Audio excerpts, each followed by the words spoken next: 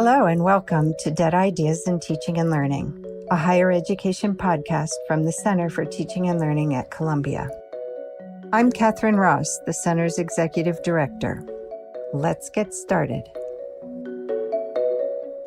I'm speaking today with Beth McMurtrie, a senior writer for the Chronicle of Higher Education and the author of a recent article, The Damaging Myth of the Natural Teacher.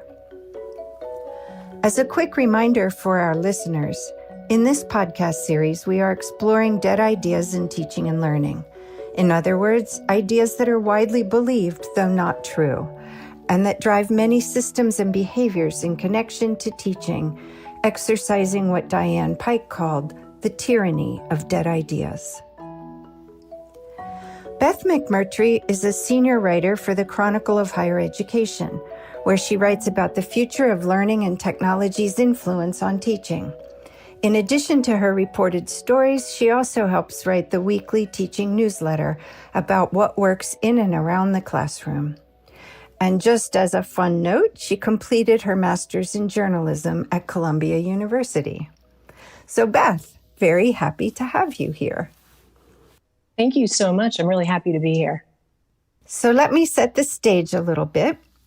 On October 20th, 2021, the Chronicle published this article, The Damaging Myth of the Natural Teacher. In this article, Beth tells the story of how various instructors realized that teaching is a set of skills and knowledge that can be learned, as contrasted with the popular idea that teaching is an art.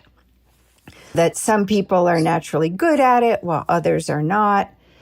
And Beth, you also approach this topic through a systems perspective by examining what this means for how teaching is and can be evaluated, how institutions value teaching. And so between this dead idea of the natural teacher and the way you thoughtfully integrated the systemic approaches on thinking about teaching from start to finish, I just couldn't wait to talk with you about it. So let's get started. I'm really interested in learning more about how you as a reporter found this story. And maybe first, if you could just share an overview with our listeners, just in case someone hasn't read it yet. And then I'll follow up with a couple other questions as you talk.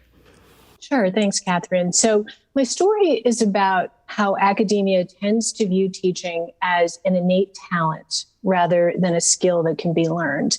And I explore why this is and why that's damaging to professors and to students and to colleges in general. This myth holds that a great teacher is somebody who is brilliant or charismatic or empathetic or passionate. And, these are all very personal traits, right? So the implication is that either you have it or you don't. But the truth is that becoming a good teacher is hard work. It takes time, it takes reflection, it takes training often, and it takes coaching. So it is actually a skill that can be learned and refined. And this is where the problem is.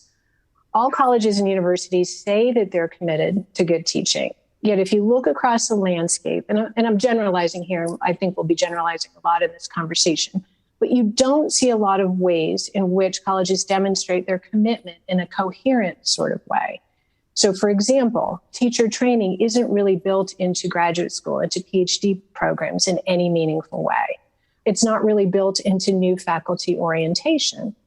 Professional development is often scattershot, and it's usually up to the faculty member to seek it out if they feel like they have a problem in the classroom or want to learn new techniques.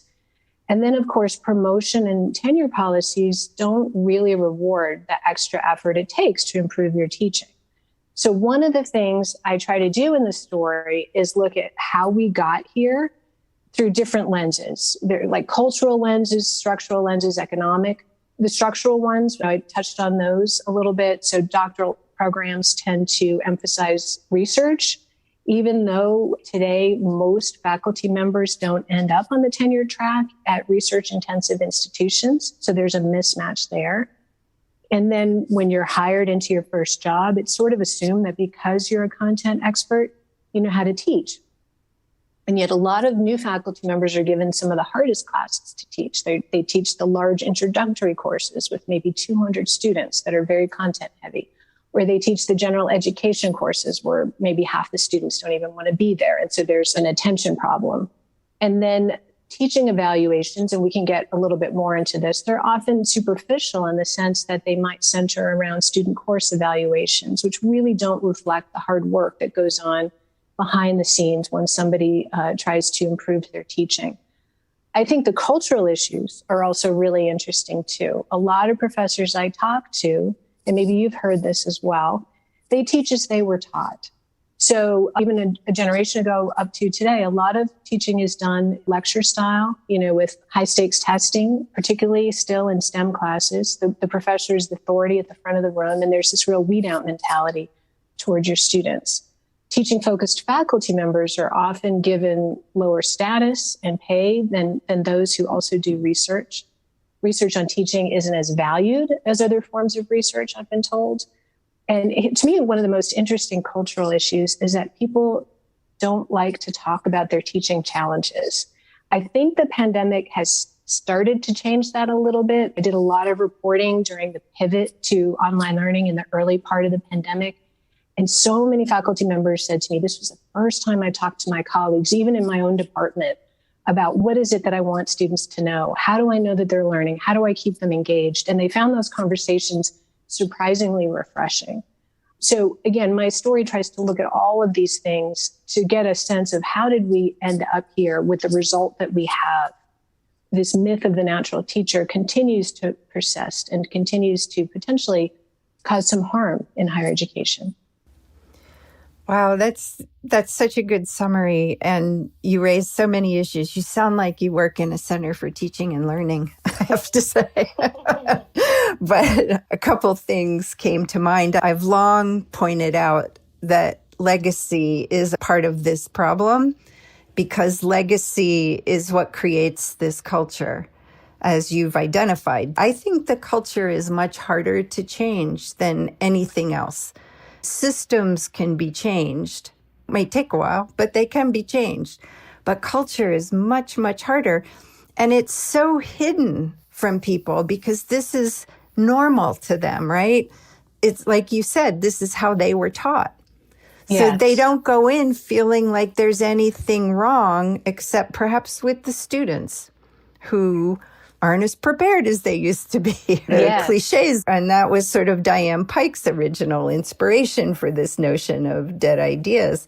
And, teaching's always been what's happened behind closed doors. So right. This notion of people not talking to each other because one's a lecturer and one's a tenured faculty member and they rarely intersect in their daily lives. And sometimes it's because people are afraid. They don't want their peers to know what they're doing or judge what they're doing, right? It's really fascinating. Yeah, so many people pointed out the contrast with research. I mean, faculty members feel very comfortable talking about their research and maybe even their research failures with their peers. It might even be a badge of honor that they tried something and it didn't work out and they're going to try again. Research is peer reviewed. And yet when it comes to teaching, it is this kind of private and personal thing. In the story, I quoted Jonathan Zimmerman's book, Amateur Hour, where he's looking at the history of college teaching. And it's all about that. It goes back to that original idea that good teaching is an innate trait, right? And so if you're not a good teacher or you're an average teacher, or maybe you just know that you're not quite meeting the mark that you set for yourself, you internalize it rather than saying, how can I break this down and figure out what's gone wrong in my classroom? Right. Right. It's like a personal deficiency or something if it's supposed to be natural. Right. But since this is so rarely talked about, how did you uncover it as a topic? Well, it's interesting. I write about teaching for the Chronicle, as you noted. So I've been doing that for about 5 years, which means I talk to a lot of people who are teaching experts, people like you, people who run teaching and learning centers, people who've done research on teaching, people who've written books about how to become a better teacher. So I think in those circles, this is talked about. Maybe they don't use the myth of the natural teacher phrase, but when I speak to people about the work of teaching centers, they often say that they feel like their focus group is the coalition of the willing, right? That small percentage of faculty members who are eager to try something new, who can't wait to take the next workshop, who are willing to stick their neck out and experiment with something in their classroom. And that's great, but it's almost like a fixed percentage of people on campus. The rest of the faculty, if they come in, sometimes they're coming in because they got bad course evaluations, so they feel like they're being sent to the principal's office, or they simply are disinterested in whatever workshop might be out there because maybe they have these preconceived notions in their head. So, like I said, I do think it's talked about within certain circles. It's just not talked about widely because, again, I think a lot of faculty members don't really widely talk about their teaching in general. Right, which I think is something I can say might have changed a little bit in the pandemic. Yes. People started to talk to each other because they had to, because everyone had to figure it out very quickly. I'm hoping we can seize that opening. Yes, and I've heard that a lot from heads of faculty development centers, that they're hoping that the interest in teaching is sustained. Yeah. That, people continue to sign up for workshops on rethinking their teaching, on syllabus design, on creating an inclusive classroom. But they also know that there are these competing pressures, right? Once you're back on campus, oh my gosh, I have to catch up on all the research or service I didn't do. Or frankly, everybody is so tired, right? And so sick of workshops and training. And so then there's that kind of push toward inertia because people have just run out of energy. Yeah, that's my fear. People just have so much bandwidth for learning new stuff with everything we've gone through. And the cognitive and emotional loads are still significant. So I want to move into the systems approach question I had for you, because I really appreciated the ways you followed the thread of the consequences from this belief in this myth, because that often doesn't get connected. And I loved that you pulled that thread through. So when people don't think of teaching as a skill to be learned, there's often no consensus on what good teaching is, which means how teaching is evaluated can be very flawed at best, and often just relies on the student ratings, which is a disincentive for faculty to do anything innovative in their teaching. So it becomes this kind of vicious circle. Curious, you provided a lot of really good resources about universities that are changing how they evaluate teaching. And I'm just wondering if you could just say a little bit about anything you learned or what that surprised you as you unpacked all of these stories and then these ideas around the systems that work against changing how people view teaching. Sure. So I learned about a lot of really interesting projects, as you noted. So it's not as if I was unearthing a problem that people don't know exists. They've been trying to fix things like tenure and promotion policies because they understand that, say, just relying on a student course evaluations does not encourage faculty members to spend more time on professional development. So some of the initiatives I learned about were various projects that focused on trying to create more in-depth ways of evaluating teaching through rubrics and benchmarks that break down what goes into good teaching. So you're not asking, are you a good teacher, right? Which is essentially what I think student course evaluations break down into. It's asking things like, is your syllabus clear? Do your course goals make sense? How do you use class time? What's the class climate like? Are you learning from what you did in the past and changing up what or how you teach? Are you involved in the broader teaching community through things like faculty learning communities or going to workshops or even doing research on your own teaching?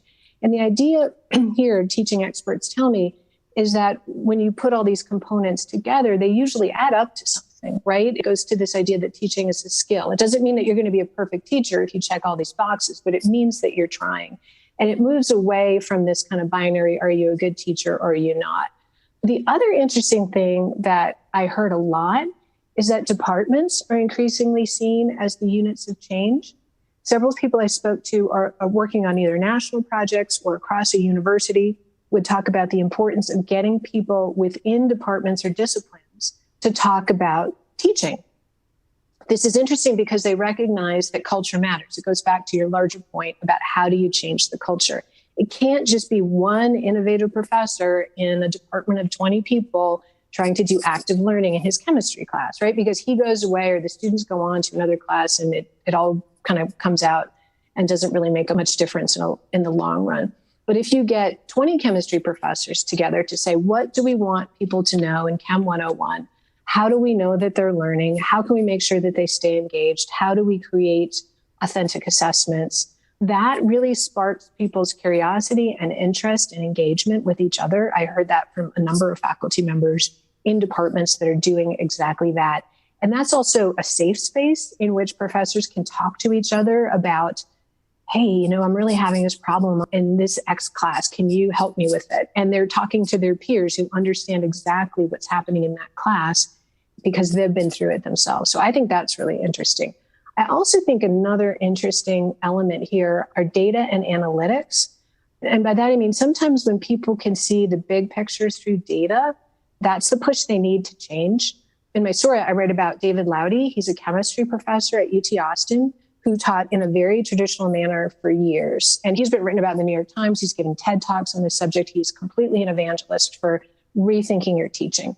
And so what he says is that he used to see students' success or failure as kind of their own responsibility. His job was to weed out those students who did not belong in his class. It wasn't until he moved into an administrative position and he looked at exactly who was failing or who was struggling in his class. And it tended to be students who were first gen or who came from lower income families or lower income communities. And then the light bulb went on. He realized his teaching was the problem, that he was not reaching all of his students. And he radically rethought his courses. Through the university itself, he helped others rethink these introductory or gateway courses. And he's really helped UT Austin improve its retention and graduation rates through some of his work. You'd also asked me about what surprised me.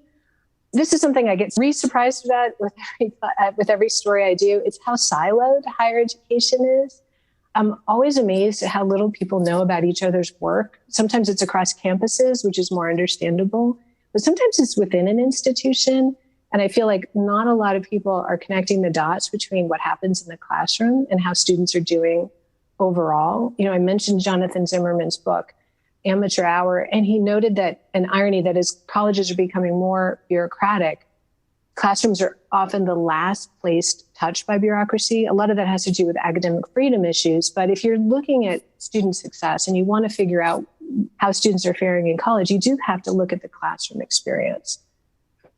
I couldn't agree more with you. And I actually thought that the David Loudis story was very interesting because I remember back in the 90s and early 2000s, Yuri Treisman, who's a calculus professor at UT Austin, was doing the same thing in calculus. And he published and he spoke at conferences. And I thought, I wonder if David knew about Yuri Treisman's work in calculus. He was spurred by the same observation, not as an administrator, but simply as an instructor. He realized that it was the same groups of students who were consistently not succeeding in his calculus classes. And he started looking at how to change how they engaged with calculus, both in the classroom and outside the classroom. And it made me curious, is this an example of how siloed higher ed is, that this innovation happened at least a decade before David came on the scene and had his epiphany? Because disciplines don't talk to each other. So people don't know, and these kinds of epiphanies happen in a kind of isolated way if it's only within one kind of class or one discipline. Which I know that what you said is exactly right. And there is more enthusiasm now at the departmental level for change. And I think that's great. But I also think at some level, there has to be a kind of way to share what's happening so that biology isn't reinventing the wheel from what chemistry has already done and tried. Right. I totally agree with you. And I hear that a lot too, that people don't talk across disciplines, and it's a real challenge. I mean, I can't speak to UT Austin specifically, but it would not surprise me at all that physics and chemistry and math, they each have their own ways of approaching teaching and sort of look within their discipline to understand better teaching practices rather than across disciplines. Well, it's certainly a complicated and complex situation.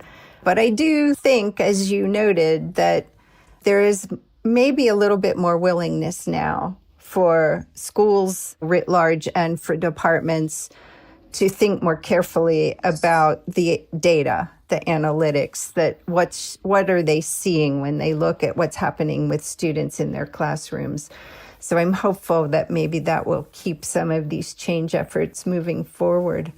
Yes. And that's something I talk a bit about in this story. I mean, not only did the pandemic spur new conversations around what is effective teaching, but it also opened people's eyes to the fact that students have lives outside the classroom and come from very different circumstances. And so another driver, I think, for change is this issue of equity. If you want all of your students to succeed, you really need to think about being the most effective teacher that you can. We know that traditional teaching practices tend to benefit students who know how to, quote unquote, do college. You know, they went to good high schools, they had lots of support, they had parents who went to college. And the students who tend to struggle, and we see this most often, say, in gateway courses, those make or break courses for students as they move into the major, we see higher DFW rates, and we often see that it's the less privileged students who are more likely to struggle. And that's where actually a lot of the interesting work is taking place in some of these gateway courses as they rethink those and try to move to more active learning, more peer learning, group learning, lower stakes assessment to kind of level the playing field. Yes, those classes I think are critical for any university because it is where students find out if they can pursue the major they thought they were going to pursue or if they feel like they're being pushed out. Right. Right. And the professor might not even realize that that's the message or signal they're sending. Right. Exactly. As some of the people that you wrote about in your article said in their own epiphanies. Yes. Yeah. Well, thinking about the future of these kinds of changes, there was one quote that I really loved from one of the people you interviewed, Ginger Clark, who's the Associate Vice Provost for Academic and Faculty Affairs at the University of Southern California.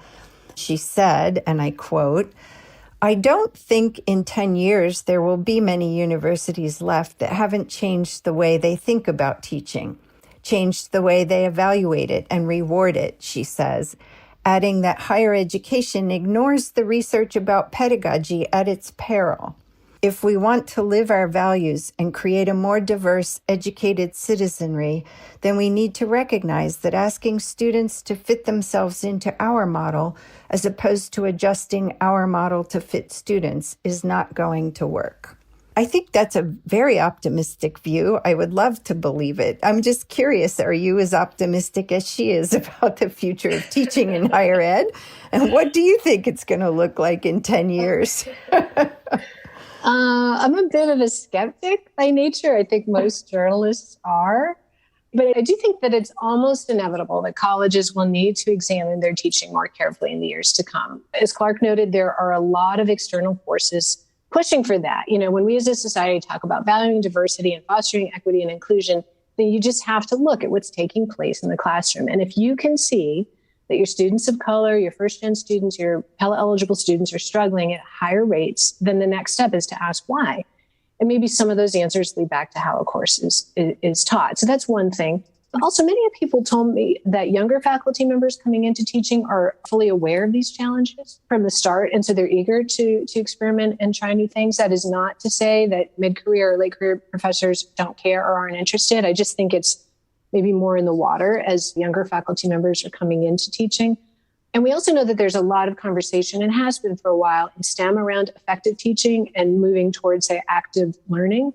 The question is, will they have the will and the ability to do so? And that's where my skepticism kicks in, because I think there are just a lot of competing pressures for time and for resources. I mean, research-intensive universities especially, they're under enormous pressure to pursue grants and do cutting-edge research, and that is a very real pressure that faculty members face that would limit their time that they can devote to professional development around teaching. And then, frankly, a lot of colleges are dealing with shrinking budgets. And if a good chunk of your faculty members are adjunct faculty, I really question how you're going to get those folks professional development in a meaningful way that's not going to cost you time and money. Will your typical regional public college or large state university have the resources to devote to, say, training or course release. I don't know. The trend lines are troubling in that direction. So in short, I can't predict where things will be in 10 years other than to say that I think there will definitely be a much more heightened awareness around the link between effective teaching and student success. I really hope so, because the whole issues of equity in the learning environment really, I think, have been brought to the fore, particularly in the pandemic. So I feel like people really can't turn their back on that now. And making that connection between the things you do in your classroom are part of that equity picture.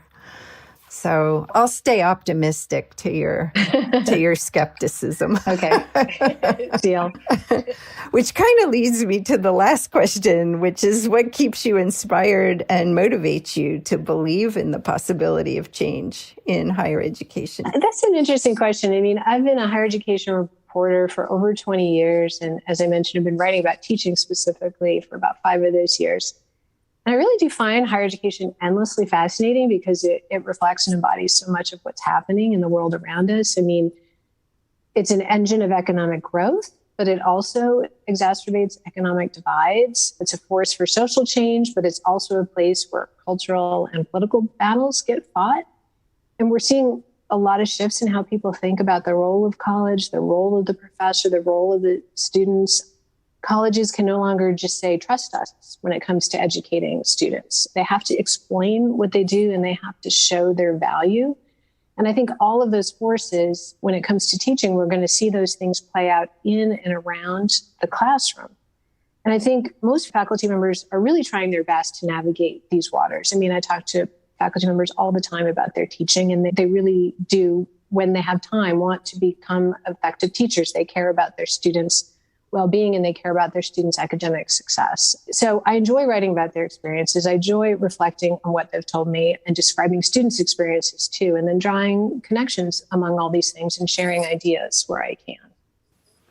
Well, it's extraordinarily helpful. It's helpful, I think, both to those who teach, but also to those of us who try to support teaching and convince people that these changes are necessary. So we are very grateful for the work that you do in your writing and exploring. Thank you very much. And thanks for the opportunity to talk about some of this reporting. I've heard from a lot of faculty members, it does reflect their lived experience. And that's always a good sign as a journalist that you're kind of on the right track. Well, that's great to hear. And I'm sure it's helpful for them to see their experience reflected back for the public and to see it accurately depicted. So right. It's a huge service, I think, that you provide for us. You're holding up the mirror.